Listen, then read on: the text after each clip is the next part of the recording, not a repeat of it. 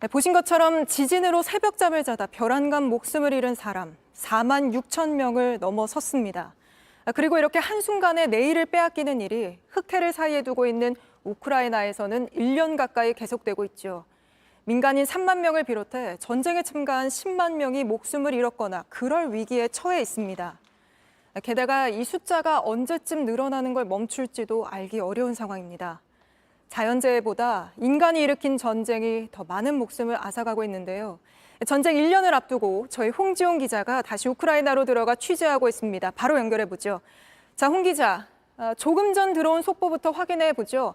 조 바이든 미국 대통령이 우크라이나 수도 키이우를 찾았다고요? 네, 그렇습니다. 1시간 전쯤 조 바이든 미국 대통령이 우크라이나의 수도 키이우를 전격 방문했습니다. 1시간 전쯤 볼로디미르 젤렌스키 우크라이나 대통령과 함께 성 미카엘 성당, 시내에 있는 성당 앞을 거니는 모습이 포착됐습니다. 대통령궁에서 회담을 마치고 같이 나와서 걸은 것으로 추정이 되고 있고 현재로서는 예고에 없던 일정입니다. 원래대로라면 현지 시간 21일 폴란드를 먼저 방문하기로 했습니다. 그리고 우크라이나는 방문하지 않기로 했었습니다. 그런데 러시아군이 침공한 지 1년 만에 처음으로 우크라이나를 방문한 겁니다. 실제로 바이든 대통령은 5억 달러 규모의 군사 지원을 하겠다고 이번 방문에서 이야기했습니다. 그만큼 우크라이나에 대해서 군사 지원을 직접적으로 아끼지 않겠다는 행보를 하기 위해서 전격 방문을 한 것으로 추정되고 신변과 보안 문제 때문에 이번 방문이 이루어진 직후 언론을 통해서 깜짝 공개가 됐습니다. 그런데 이 사실이 알려질 즈음 현지에서는 우크라이나 전역에 공습 경보가 내려졌다가 일시 해제됐고 바이든 대통령이 방문한 키이우 시내에는 여전히 공습 경보가 유지되고 있습니다. 네, 지금 홍 기자가 있는 그곳이 지난해 러시아 침공으로 가장 피해가 컸던 곳이죠. 지금 상태가 어떻습니까? 복구가 많이 됐습니까? 어떻습니까? 네, 제가 나와 있는 곳은 키이우에서 북서쪽으로 20km 정도 떨어진 키이우 외곽에 있는 이르핀입니다. 키이우와 이제 북서쪽에서 러시아와 벨라루스 경계에 있는 곳까지를 이어주는 키이우로 가는 관문 도시라고 할 수 있습니다. 서울로 치면 일산 정도 거리다 이렇게 보시면 될 것 같은데 지금 시청자분들 보시기에 저 오른쪽으로 제 오른쪽으로 보시면 다리가 완전히 엿가락처럼 늘어져 있죠. 저 자리가 러시아 전차가 원래 가려고 했던 주요 진격로였습니다. 그런데 우크라이나군이 이 진격을 막기 위해서 다리를 폭파했고요. 이 때문에 피난민들은 지금 보시면 이 다리 밑에 원래는 합판이 좀 더 있었습니다. 그래서 합판을 덧대서 저 다리를 지탱하면서 강을 건너왔었고요.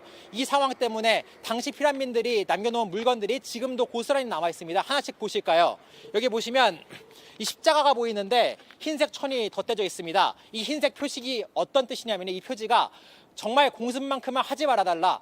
폭격하지 말아달라는 절박한 메시지가 담겨 있는 그러한 표지입니다. 아직도 현장에 남아있고 이 밑에는 우크라이나의 국기라든가 운동화 같은 당시 물건들이 많이 남아있는데 저 반대편으로 오시면 좀 특이한 물건들도 있습니다. 유모차라든가 여기 보시면 인형도 있고요. 그리고 장난감도 있습니다. 피난민이었던 어린아이들이 미처 챙기지 못하고 남겨둔 물건으로 풀이가 되고 있고 그만큼 얼마나 현장이 위급했는지 현장에 고스란히 보존이 되어 있습니다. 그런가 하면 다른 한편으로 지금 시청자분들 보시기에 왼쪽에는 새로운 다리를 짓고 있습니다. 공사가 상당 부분 진척이 되고 있습니다.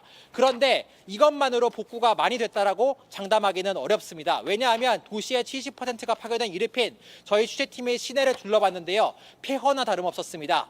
아직도 일상을 되찾기에는 1년 정도로는 부족하고 많은 시간이 필요해 보였습니다. 현장의 참담한 소식은 리포트로 준비했습니다. 함께 보시죠. 무너진 다리에서 5분 거리에 있는 공터입니다. 총탄 세례를 맞은 차량들이 마구 뒤엉켜 있습니다. 녹슨 차들이 겹겹이 쌓인 이곳 마치 차량들의 무덤 같습니다. 차량 문에는 해바라기가 그려져 있는데요. 희생자들을 기리기 위해서 그렸다고 합니다. 러시아군의 진격로에 있던 7층짜리 건물은 지붕과 벽, 유리창까지 몽땅 박살났습니다. 방금 보신 건물의 옥상에 올라왔습니다. 외벽이 무너져서 길 건너편 주택가가 훤히 보이는데요. 이쪽을 보실까요? 성환집이 거의 하나도 없습니다. 하나같이 뼈대만 앙상하게 남은 모습 보실 수 있는데요. 마치 1년 전 러시아군이 쳐들어온 그날에 시간이 멈춘 것 같습니다. 아이들은 전쟁의 흔적만 남은 놀이터에서 천진난만하게 놀고 있습니다. 미끄럼틀에도 그네에도 총알 자국이 선명합니다. 13살 소년의 기억은 전쟁이 일어나기 전에 머물러 있습니다. Ну, нормально. Нормально уже привыкла. Да не же, ничего не привыкаю. 시 외곽에는 거대한 공동묘지가 생겼습니다. 희생자를 묻을 땅이 부족해서 계속 숲을 깎고 있습니다. 지금까지 우크라이나 이르핀에서 JTBC 홍지용입니다.